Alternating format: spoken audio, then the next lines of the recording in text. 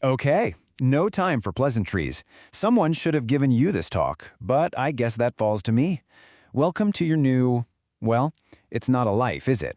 We'll get to that. What this is a primer for the newly damned. And yeah, that means you. So I need you to listen. Listen like your unlife depends on it, because it absolutely does. So let me guess, your sire, the monster who did this to you, they probably whispered something really poetic in your ear right as you were gagging on their blood, didn't they? Something that sounded a lot like this. A nice, pretty little lie to help you swallow the horror of it all. Yeah, they lied. About every last word. So forget all that nonsense about sacraments and blessings. I'm here to give you the cold, hard truth. And frankly, it's the only thing that's going to keep you from meeting the sun before this week is out. Right. First things first. Section 1. You died. What now? Let's spend a minute understanding your new state of being. Because I guarantee whatever you think you know right now, you're wrong. Look, it's pretty simple, really. Let's just break it down. Over here, that's what you were. Mortal, warm, alive, human. And on this side, that's you, now. We call ourselves kindred, but what that really means is you're cold, you're undead, and you're a monster. Never, ever let yourself forget that last one. It's the most important truth you'll ever learn. So how did this happen? Well, it has a name. The embrace. But don't let the word fool you. It wasn't a gift, it was a violation. It was the act of someone draining you, taking every last drop of your life, and then forcing their own cursed blood, their vitae we call it, back into you. That's the moment you were damned. I want you to remember the pain of it. Remember the terror. Trust me, it'll keep you sharp in the nights to come. All right, let's move on to the next big problem. The thirst in your veins, or as you're probably feeling it right now, the hunger that now defines you. I bet it was the first thing you really felt when you opened your eyes, wasn't it? That gnawing, scratching, all-consuming need. Yeah. Get used to that feeling. It's a part of you now. It is you now. So, how do you deal with it? Feeding. You have to learn the process, and you have to learn it fast. Step 1 is the hunt, finding your prey, the mortals. We call them kine, cattle. Step 2 is the bite, that intimate moment when you take what you need to survive. But step 3, that's the danger. Take too much and you kill your vessel. You leave a body. And if you do that, you're not just a killer. You're a threat to every single one of us. You see this number, 5? I want you to burn it into your memory. On the scale of hunger, 5 is the absolute bottom. It's total, complete starvation. And when you hit hunger 5, you are not in control anymore. Not even a little. The hunger is. You will frenzy. You will lose your mind, and you will kill the first living thing you can get your hands on. Don't ever, ever let yourself get here. And here's the sickest part, the temptation. Because when you do give in, when you drain someone dry, for a moment, it feels incredible. Just like this says, you feel alive again, clean. But you have to know that feeling is a lie. It's a trap. That's not you feeling good. That's the monster inside you, purring because you fed it. Don't listen to it. Which actually brings us perfectly to our next subject, that rage inside you. How you're supposed to tame the beast within. See, the hunger, that's a physical thing. This is different. This is a war for what's left of your soul. Every single one of us has it. We call it the beast. Think of it as a passenger, a snarling, predatory monster that lives in your head now.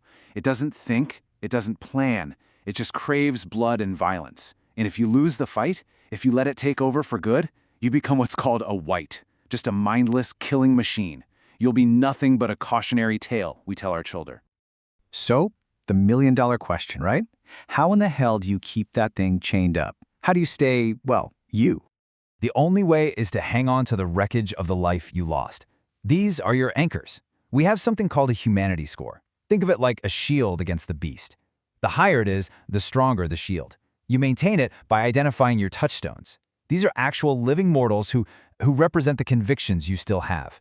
Protecting them literally protects the person you used to be. But here's the catch. If one of them is destroyed because of you, because of what you are, your humanity stains, it fractures, and the beast gets one step closer to the driver's seat. Okay, so let's say you manage to keep your inner demons on a leash. For now. That's when you have to start worrying about the outer ones. Which brings us to the only laws that matter. If you want to survive, you have to follow the traditions. If you forget everything else I tell you tonight, you remember this. The first tradition is the masquerade. It means you will not reveal your true nature to anyone who isn't of the blood. This isn't a suggestion, it is the most important law of our existence. It's the only thing protecting us from a world that would hunt us down and burn us to ash. Because if you break it, it won't be mortals who come for you first. It'll be us, your own kind, and there are absolutely no second chances. Which brings us neatly to the topic of allies, or, depending on how you play it, your new masters. We're talking about choosing your coterie. You can't survive alone. Let's be blunt. You're too new, you're too weak, and you don't know the rules. You need a crew. Now, before you can find a crew, you usually have to pick a side. In our world, there are two major players. On one hand, you've got the Camarilla. Think structure, tradition, hierarchy. They call themselves the Ivory Tower, and they believe in hiding in plain sight. Then you've got the Anarch movement. They're all about freedom, rebellion, and the individual. They see the Camarilla as a bunch of ancient monsters clinging to power. Here's the Camarilla philosophy in a nutshell. It's all about the pretense. Blending in, using your fading humanity as a shield, a guide. For them, it's all about control. Control yourself, control your beast, and you just might live to see another sunset. And of course, here's the other side of the coin, the Anarchs.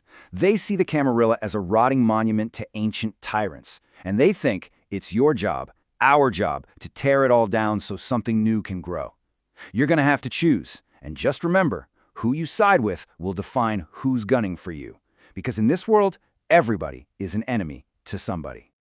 But you know what? Your biggest enemies aren't going to be other kindred. Not really. The thing you should truly be afraid of, the thing that should be giving you nightmares as you sleep through the day, is something else entirely. We need to talk about the mortals who hunt us, the true fear. That's right. Forget about whatever prince or baron is running this city. Forget about some rival neonate. Your greatest, deepest fear should be the kind, the herd, the mortals.